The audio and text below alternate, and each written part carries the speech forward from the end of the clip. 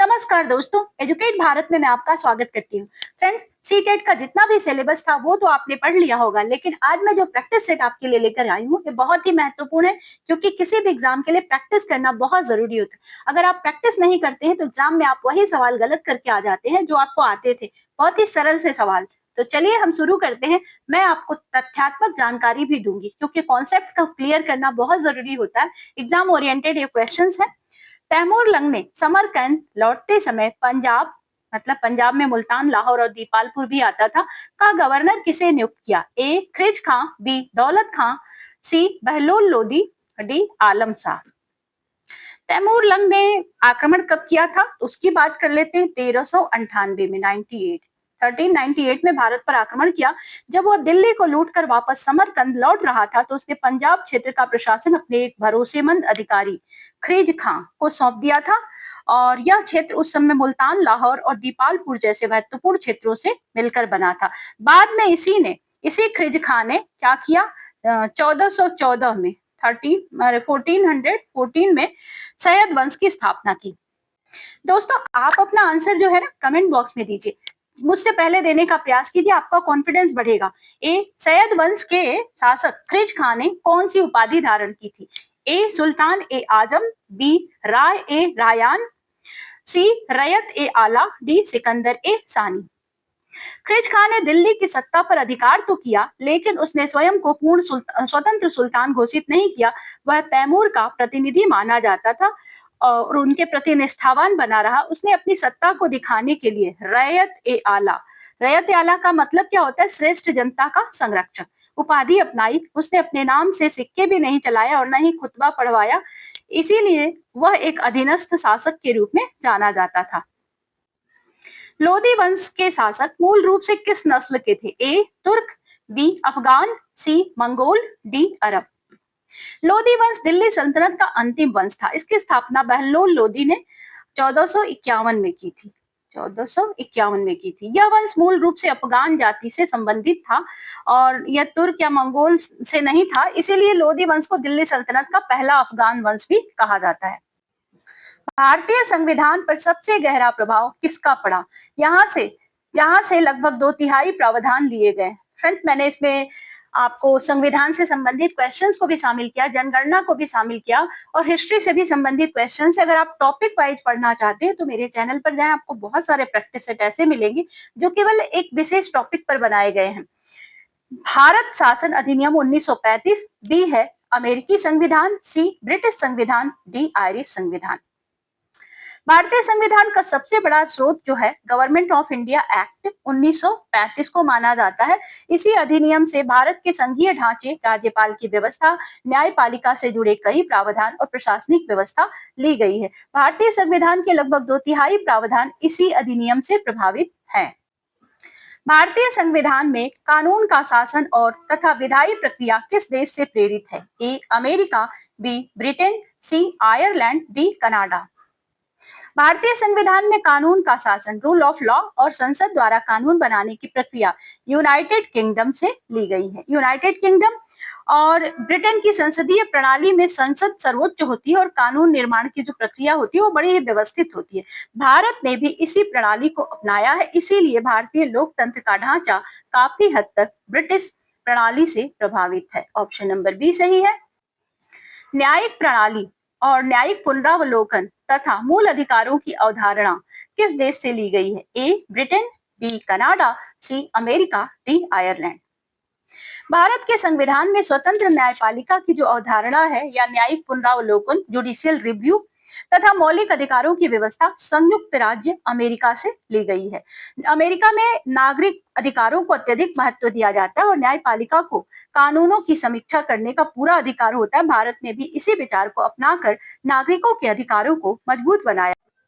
2011 की जनगणना के अनुसार भारत का जनसंख्या घनत्व कितना था? ए 325 व्यक्ति प्रति वर्ग किलोमीटर, बी 382 प्रति व्यक्ति वर्ग किलोमीटर, सी 420 प्रति व्यक्ति प्रति वर्ग किलोमीटर और डी है 450 व्यक्ति प्रति वर्ग किलोमीटर।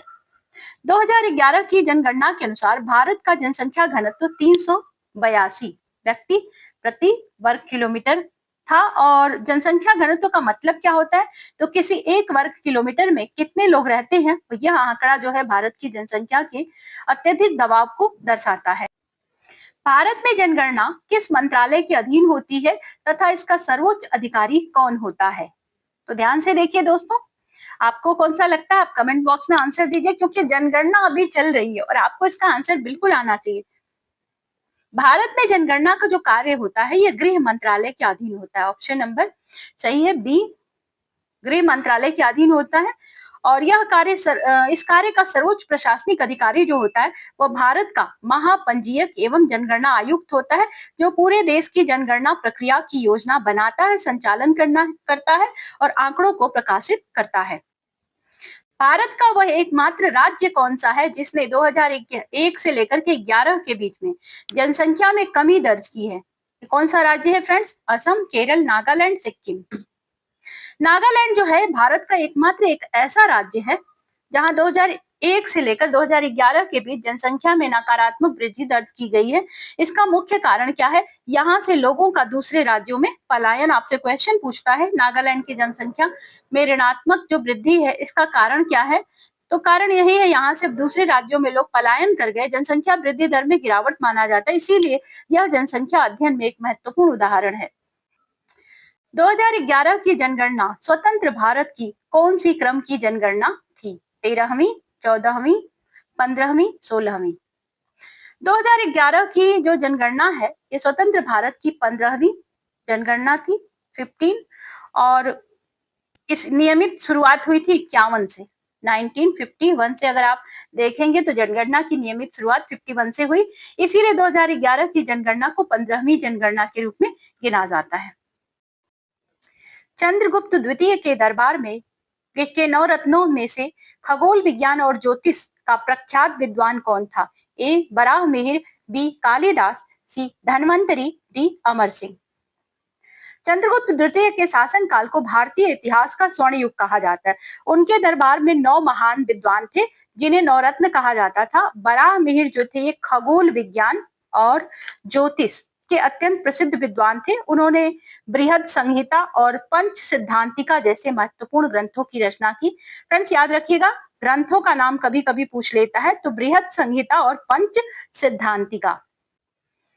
गुप्त काल के दौरान भारत आने वाले चीनी यात्री फाहयान किसके शासनकाल में आए थे? ए चंद्रगुप्त प्रथम, बी समुद्रगुप्त, सी चंद्रगुप्त द्वितीय, डी कुमारगुप्त। फाहयान एक प्रसिद्ध बौद्ध चीनी यात्री थे जो बौद्ध धर्म के अध्ययन और भारत की स्थिति को समझने के लिए भारत आए थे। उन्होंने भारत की सामाजिक, धार्मिक और प्रशासनिक व्यवस्था का विस्तार से वर्णन किया है।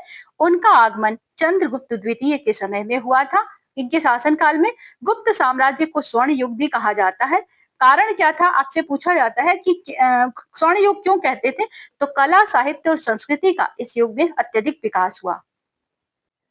फ्रेंड्स ये डिजिटल युग है, आपने बहुत सारे जेनजी लोग होंगे और हम अपने इमोशंस को आज के समय में इमोजी के माध्यम से व्यक्त करते हैं। आपको ये वीडियो कैसी लग रही है? आप मुझे इमोजी के माध्यम से बताइए कमेंट बॉक्स में जाकर। प्राचीन भारत के महान विश्वविद्यालय नालंदा की स्थापना किस गुप्त शासक ने की थी? ए चंद्रगुप्त प्रथम, बी समुद्रगुप्त, सी कुमारगुप्त प्रथम, डी स्कंदगुप्त। कुमारगुप्त प्रथम ने गुप्त काल में प्रसिद्ध नालंदा विश्वविद्यालय की स्थापना की थी। और यह जो विश्वविद्यालय था प्राचीन भारत का सबसे बड़ा शिक्षा का केंद्र माना जाता था। यहाँ से देश विदेश से जो विद्यार्थी थे वो पढ़ने आते थे। यहाँ पर बौद्ध धर्म, दर्शन, व्याकरण, गणित, खगोल विज्ञान जैसे विषयों की उच्च स्तरीय शिक्षा दी जाती थी। विक्रमशिला विश्वविद्यालय की स्थापना किस शासक ने की थी? ए धर्मपाल, बी देवपाल, सी गोपाल, डी बालपाल। धर्मपाल।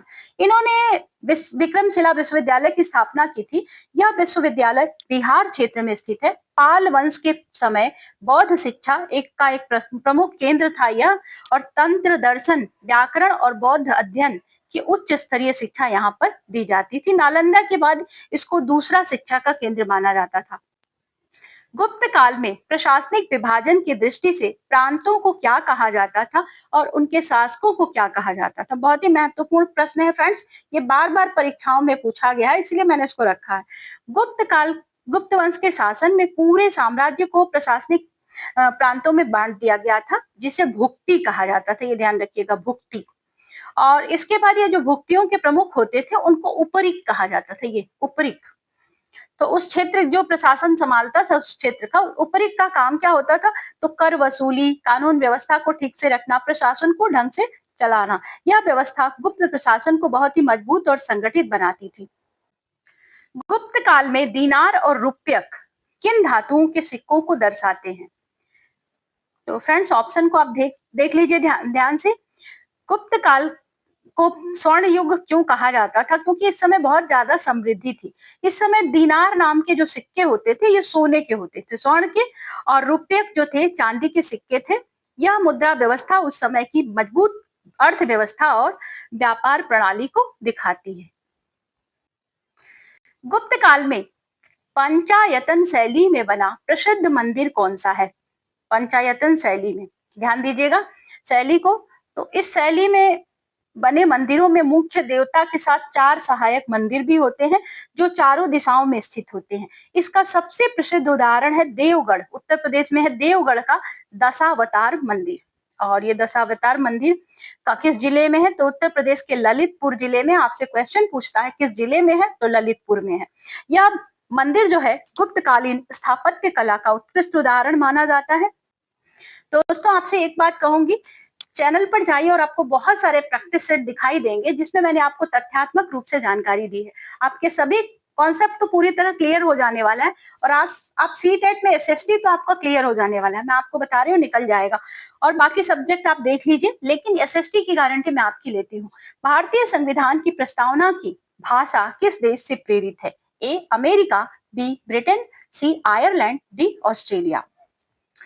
भारतीय संविधान की प्रस्तावना की भाषा और संरचना संयुक्त राज्य अमेरिका से प्रेरित है, और अमेरिका के संविधान की प्रस्तावना में लिखा हुआ है वी द पीपल, शुरुआत में लिखा हुआ है वी द पीपल पर आधारित है। यहाँ भी ऐसा ही लिखा हुआ है, भारत की प्रस्तावना में भी लिखा है हम भारत के लोग। इसी विचार को अपनाती है। मतलब यह है कि भारत की जो जनता है उसमें सर्वोच्च शक्ति है। राष्ट्रपति द्वारा अध्यादेश जारी करने का अधिकार किस अनुच्छेद में है? अनुच्छेद 120, अनुच्छेद 123, अनुच्छेद 124, अनुच्छेद 126। भारतीय संविधान में राष्ट्रपति को अध्यादेश जारी करने का अधिकार उस स्थिति में दिया गया है जब संसद सत्र में न हो और तत्काल कानून बनाना बहुत जरूरी हो। यह शक्ति अनुच्छेद 123 में दी गई है। और अध्यादेश अस्थायी कानून होता है जिसको बाद में संसद द्वारा अनुमोदित कराना आवश्यक होता है। ये हमारा लास्ट क्वेश्चन बड़ा ही महत्वपूर्ण है फ्रेंड्स, ये कई परीक्षाओं में रिपीट किया गया, इसीलिए मैं इसको उठा लाई। यदि राष्ट्रपति और उपराष्ट्रपति दोनों का पद रिक्त हो जाए तो कार्यवाहक राष्ट्रपति कौन बनता है? ए प्रधानमंत्री, बी लोकसभा अध्यक्ष, सी भारत के मुख्य न्यायाधीश, डी राज्यसभा उपसभापति।